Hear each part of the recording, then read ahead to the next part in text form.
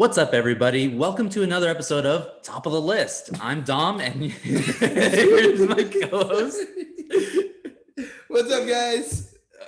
We're having a hard time starting the intro this week. We're good. Loki. We're talking about Loki. We're talking Loki, episode 3, coming at you a little late because we wanted to wait till we got back to Top of the List Studios after Ryan went and visited his parents. I went and visited my parents, and so now we're back here at Top of the List Studios, back at headquarters, ready to discuss Loki episode 3. I'm going to start this one off by saying, Ryan, unfortunately, this wasn't a very monumental episode. Yeah, this definitely felt like a filler episode, and it's strange because as we were discussing before we started filming here, Loki's only 6 episodes long, this series, and yet we're already to the point where we're having episodes where nothing really important even happens. It's like, except for one little tiny thing that was kind of important. But I think this is just furthering sort of my argument that I wish they had just made these films, because at this point it was like, this episode was cool, but it was almost an hour-long episode that I feel like everything important that happened could have been condensed into 10 to 15 minute portion of a feature film. Yeah, at first I was like, nah, man, I want to see what they could do with TV shows. Yeah. But the more and more you say it, Ryan, I'm starting to believe it. But let's see what they could do with these next 3. But let's save that where we think we're going for the end. Yes. Let's talk about this episode. I'm going to start off with my score for this one. I'm going to give this one a 7 out of 10. I think it's a good episode.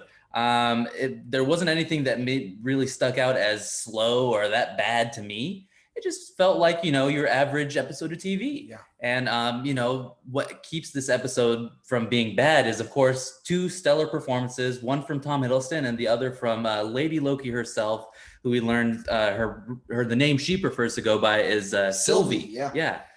Who's the actress that plays Sylvie? Sophia Di Martino, most notably before this film from Yesterday. Got it. Okay. And then some other smaller British films that we may have not seen here across the pond. Yeah. But yes, so far from what we've seen from her, we didn't see much of her in episode 2, but now seeing her on screen, we get to see her whole persona learn a little bit more about her character. And she does a great job playing her. Sophia I'm sorry, I'll go there again. Sophia Di Martino. Di Martino.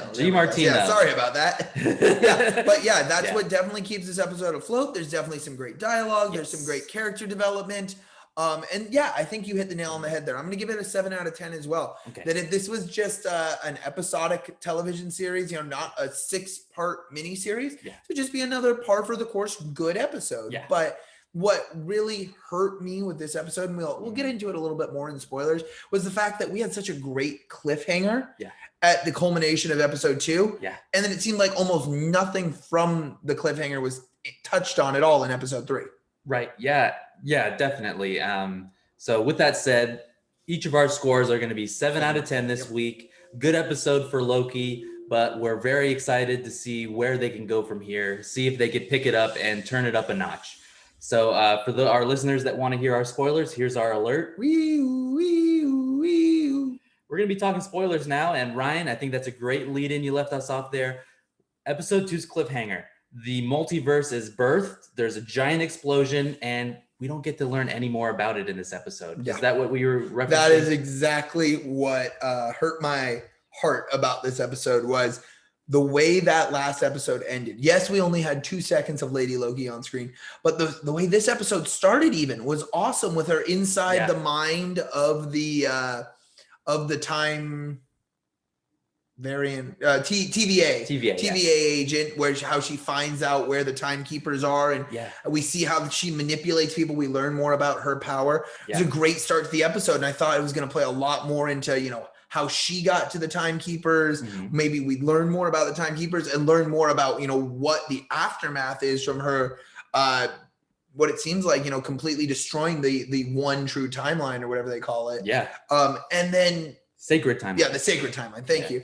And then instead we get one true Rick. I think of the one true Morty. Yes. But instead we get almost nothing about it after the first 5 minutes of this episode. Yeah, that was a letdown, unfortunately. But like I was saying, the biggest positive here is the charisma we have between our 2 Lokis here.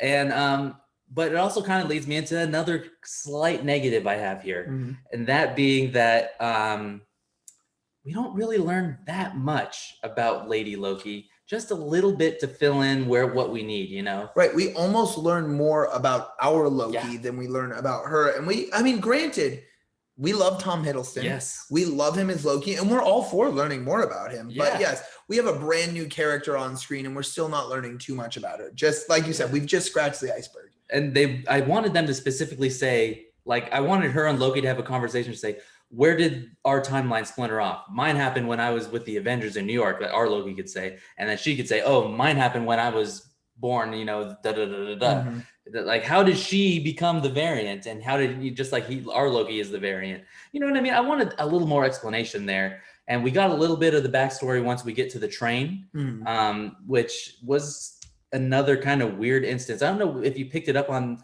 something there that I missed or not, but Loki just gets drunk and then all hell goes loose out of nowhere. He gets drunk because he can, because I mean, as you said, because he's hedonistic. Yeah. And then people find out that he shouldn't be on the train, and then they get mad and they throw him out of the train, and he sits on, you know, or crushes the time pad, and that's sort of our big flaw in the episode. But why does he get drunk? Yeah, it felt really out of place. He's Loki, and we've seen Loki. Now, granted, we've seen a lot more of Loki than even this Loki has seen, because this is Loki coming fresh out of his trying to take over Battle for New York. Yes. But yeah, Loki's always been, even though he's the god of mischief, calculated in his mischief-causing ways, mischievous ways, if I may. Yeah. And this is just not a calculated move from him, just going and getting drunk and singing in Asgardian with everyone on the train. It's just out of character. Out of character. It did feel out of character. Felt out of place.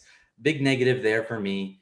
But I think the other positive we got, I don't know. There was a couple other scenes. I was like really excited to see, you know, this new planet that they're on and everything. I liked what they did with Terminus, correct? Is it Terminus 1? It's like a moon. Lamentis. Lamentis, not Terminus, yes. And it's a moon that a planet is about to crash into. Yes. And it was really neat seeing sort of the backcountry part of it. It's a mining colony. So you have like all the miners are sort of the lower level of the socioeconomic ladder, the lower rungs. And then you see as they get into the city, the more wealthy class, the people boarding the Ark.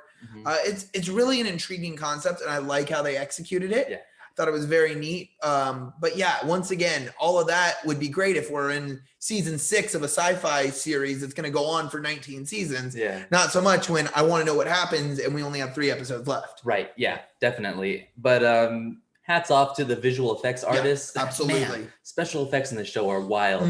We already mentioned it when we got to see the TVA, the big city, and you know, they pulled it off again here. And what I really liked is that they didn't stray away from it. It really just goes to show how important Guardians of the Galaxy was, James Gunn's Guardians of the Galaxy, because that visual makeup carried over into the design of the humans' costumes, you know, the costumes of the people that were living on this planet, the towns, like everything like that carried over from the Guardians. Yes, absolutely. Yeah, so that was a big positive. Now let's talk about probably the biggest reveal of the episode. And Lady Loki gives it to us in just a quick line of dialogue that all the timekeeper agents are variants. Yeah. And they had lives before there. They weren't created but they are unaware of that. They're unaware. Yes, they're unaware that they had lives before they were timekeeper agents. Which is something that we had sort of predicted in our previous episode. Yeah. So yes, we got it right. Nice. So that was really the only big reveal I'm thinking of. And then at the end, we're left with a little bit of a cliffhanger. Yeah, they don't get on the Ark. The Ark is destroyed as it's supposed to happen. That doesn't split from the timeline. And Loki and Sylvie are sort of trapped here on Terminate. I'm sorry, Lamentis. Yeah, that's okay. On Lamentis, when Apocalypse is about to happen, you know, we find out from Sylvie this is one of the hardest apocalypses to survive. She does it because that's what she does. She hides out in apocalypses. Yeah. And because our Loki is there, she's not able to get out the normal way she does, and we'll see how they survive this. Yeah, and let's go into predictions now. Yeah. And that's because, to me, it felt like they were trying to leave us on a cliffhanger. I can tell you what's going to happen in the first 5 minutes of the next episode. The TVA, they're going to teleport there, take them, and that's going to be how they get off the planet. Yeah, I agree there. That absolutely makes sense. But I think I have a really bold prediction on the TVA in itself. I mean, what if, and I know I may be way off the rails here. You know far more about the comics than me, but what if the TVA is all just an elaborate hoax, and every one of these variants are variant Lokis creating a mischief to throw off other Lokis? That's sort of where my mindset is right now. Yeah, I think you're onto something there. Yeah, the variant Lokis seems like a very interesting idea, but at the very least, I think you're right. I think that the TVA must be some sort of hoax or something that it's not what it is. It's not what it seems to be. There's definitely, we're getting into that now. I'm very interested to see not only what the real meaning of the TVA is, where all these people are, Owen Wilson, I keep forgetting his name. Yeah, Morbius. Mobius. Mobius. Agent Morbius is the vampire. Yes. Later. Mobius. Yes.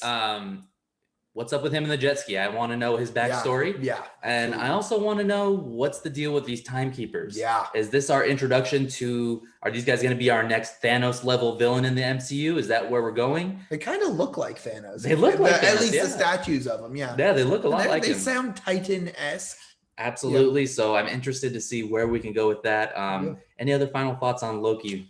I mean, I hope we get more on the multiverse. I know you and I have just been champing at the bit for, multiverse, especially with Spider-Man No Way Home and Doctor Strange Multiverse of Madness coming soon. So just really hoping we get back on track with what's going on with the splits from the sacred timeline and the multiverse being created here. So really hoping for that in episode 4. It didn't really hit the mark for, I think, either of us in episode 3. So we'll see where they go with episode 4. Absolutely. And with our closing thoughts there on Loki, one more final MCU little tidbit here I wanted to add at the end. Ryan, I don't know if you picked up on this, but I read a few articles today and yesterday noting that some people noticed that the post-credits scene of the WandaVision finale was altered. I don't know if did you see that headline, Ryan? I saw something about it when I pulled up YouTube for work today. Posting a video, and I saw that was one of the top things on YouTube, but I did not read into it or watch it. What do you mean by altered? Okay, so here's what happened. So we're talking about the end scene of WandaVision where she's in the cabin, right? At the end of the finale, she's sitting at the cabin and she's drinking tea, right? And then the reveal is that she's inside using magic, right? Yes. So at the beginning, there's that big exterior shot with trees and mountains all around her. And then you see the cabin and she's sitting on the porch. And that's the scene that was altered. In the trees, what they have added appears to be the silhouette of Doctor Strange. And at the end of the credits, people have noticed that they added in credit for the Doctor Strange theme song that wasn't there before. So it seems like we're getting a little more tie-in now to Multiverse of Madness. Yeah. So, I mean, I guess our only assumption has to be that, I mean, I don't know about Falcon and Winter Soldier, but that both WandaVision and Loki are going to be directly tied into Multiverse of Madness. Yeah, definitely not Falcon and Winter Soldier. I think that one's kind of like on its own. Yeah. But yeah, these will definitely tie into it. I hope so. And so I'm getting more and more excited for that movie, man. Yeah, absolutely. So 7 out of 10 from both of us here. I think we're definitely still pro Loki being the best of these three series, these first 3 series on Disney Plus that the MCU have sort of capitalized on, the Disney Plus streaming service. But that's about it from us. Like I said, we're really looking forward to next week's episode and then bringing you guys our review for next week. So Dom, do you want to take us out? Yeah, if you want to see more of our episodes coming out, don't forget to subscribe. If you enjoyed the video, like. You can also find Top of the List on Spotify, Google Podcasts, and Apple Podcasts. Just go ahead and search Top of the List with RB and Dom. That's the name of our show here. And follow us there. Give us a good review if you can. And stick with us for weekly reviews of Loki and Rick and Morty also coming out at the same time as this review. So we'll catch you guys in the next week, the next episode of Top of the List. Later, guys.